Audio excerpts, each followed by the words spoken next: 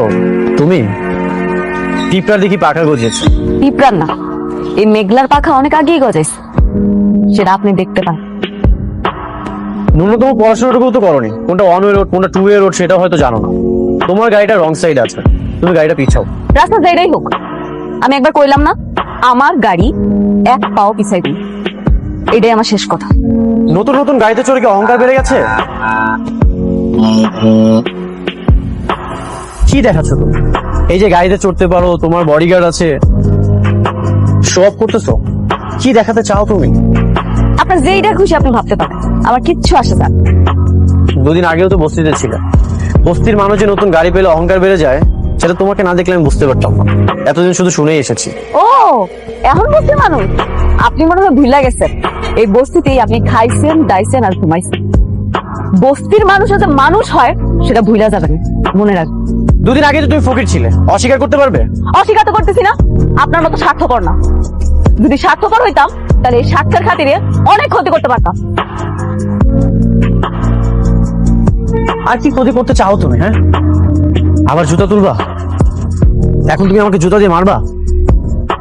তুমি আমার এইখানটা টাকা দিয়েছো, তুমি ভুলে যেও না তুমি আমার ওয়াইফ। আর যদি উল্টাপাল্টা কিছু করো আমি কিন্তু বাধ্য হবো তোমাকে ডিভোর্স দিতে। আর এমনি তো আমি তোমাকে খুব দ্রুত ডিভোর্স দিয়ে দেবো, এভাবে একটা সম্পর্ক রাখা যায় না।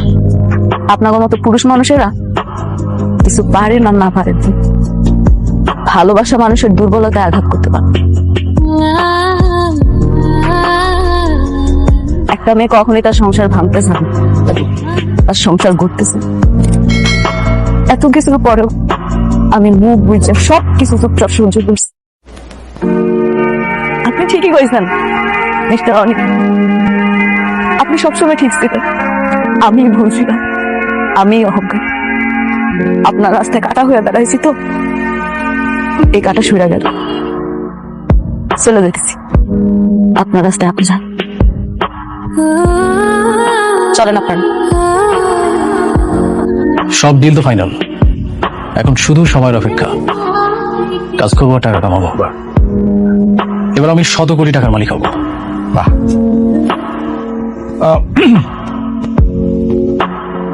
ডিল ফাইনাল হয়েছে, এটা তো খুবই খুশির খবর। আমরা কিন্তু সবাই খুবই আনন্দ। মানে হয়েছে কি, আমরা বলছিলাম যে এই কাজটা শুরু করার আগে শুভ কাজটা যদি সেরা ফলাইতে, মানে যে তোমাদের বিবাহটা যদি ঠিক করে ফেলতে। আরে রাখেন তো আপনার বিয়ে, আপনারা সব সময় শুধু বিয়ে বিয়ে করেন। কোথায় একটা খুব সুন্দর একটা আনন্দের সংবাদ, একটু সবাই মিলে আনন্দ করবো, তা নয়। আচ্ছা সরি, হ্যাঁ আপনার ভাতিজাকে একটা ফোন দেই, এই গুড নিউজটা ওকে জানানো খুব জরুরি দরকার।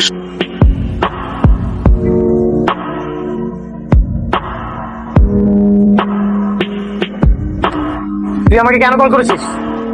কে বন্ধুকে অভিনন্দন জানাবি না? আমি তো শালিমা গ্রুপ অফ ইন্ডাস্ট্রিজের প্রজেক্টটা পেয়ে গেছি। কি মিষ্টি খাবি না? মিষ্টি নিয়ে আসবো তোর জন্য। কেন কল করছিস সেটা বল। কেন কল করেছি জানিস না? তোর বউ সেই প্রজেক্টটা তোকে না দিয়ে আমাকে দিল। একটা জিনিস কি জানিস, তোর বউ না তোর ভালো চায় না। এই বিষয়টা না আমার কাছে কেন কত যে আনন্দ লাগতেছে। আনন্দ হচ্ছে, এই আনন্দের অবশ্যই একদিন আমি জবাব দিব। শোন, তুই আমার একটা চুলও ছিটতে পারবি না, যদি ছিটতে পারিস তাহলে ছিড়িস। তুই দেখবি একদিন আমি অনেক টাকা মালিক হবো, কোটি কোটি টাকার মালিক। তখন তো বড় লোক শ্বশুর আছে না, তো বড় লোক শ্বশুরের থেকেও আমার একটা বড় কোম্পানি থাকবে, আর তুই আস্তে আস্তে ধ্বংস হয়ে যাবে। ঠিক আছে, আমিও দেখতে চাই তুই আমার কি করিস। তোদের সবাইকে আমি একে একে জবাব দেবো, কেউ রেহাই পাবি না। আমি অপেক্ষায় থাকলাম তোর কল্পিত সময়ের, দেখবো তুই কি করতে পারিস। ওকে, গুড বাই, টাটা বন্ধু, ভালো থাকিস।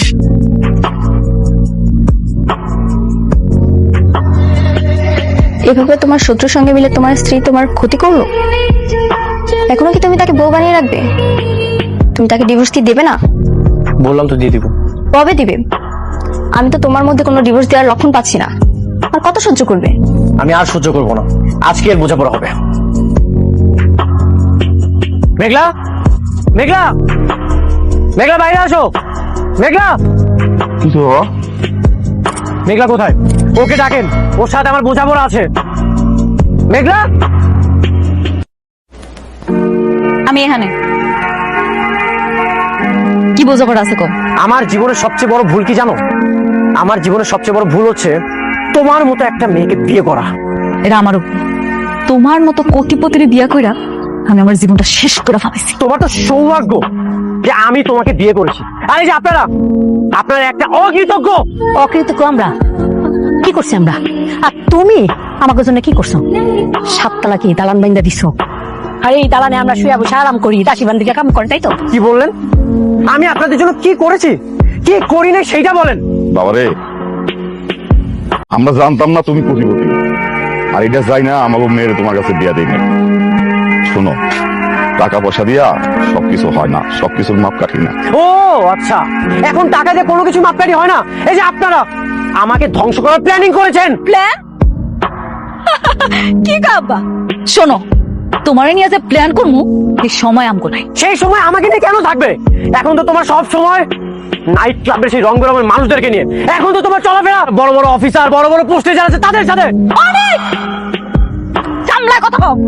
আমার বস্তিতে আইয়া তুমি আমারে অপমান করবা, তোমারে আমি ছাইড়া দেবো? এমন মাইয়া আমি না। তুমি নষ্টামি করে বেড়াবা আর আমি তোমাকে নিয়ে কিচ্ছু বলবো না, এটা তুমি কল্পনা করলে কিভাবে? আমি তোমাকে আজকে ফাইনাল ডিসিশন জানাতে এসেছি। ফাইনাল ডিসিশন আমি জানিয়ে দিই। ডিসিশন? কি কি ডিসিশন তুমি দিতে চাও শুনি? আমি তোমাকে ডিভোর্স দিতে চাই। আমি তোমাকে ডিভোর্স দিয়ে আমার ভুল থেকে আমি মুক্তি পেতে চাই। আমি সেই দিনই বুঝতে পারছিলাম, যেদিন তুমি আমার চোখের সামনে টাকার জন্য আরেকটা মেয়ের বিয়া করে ফেলাইছো।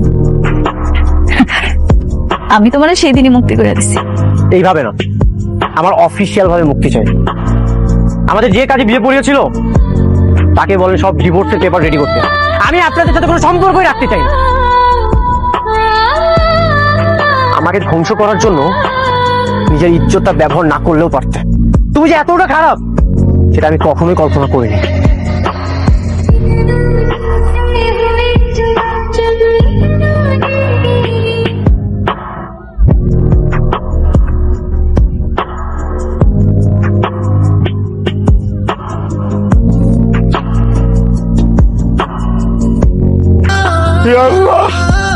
আমার জন্য আজকে আমার মেয়ের সংসারটা নষ্ট হয়ে গেল।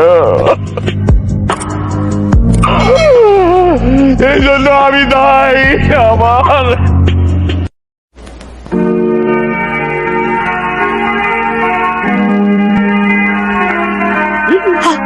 আল্লাহ, বাবা কি হলো এটা?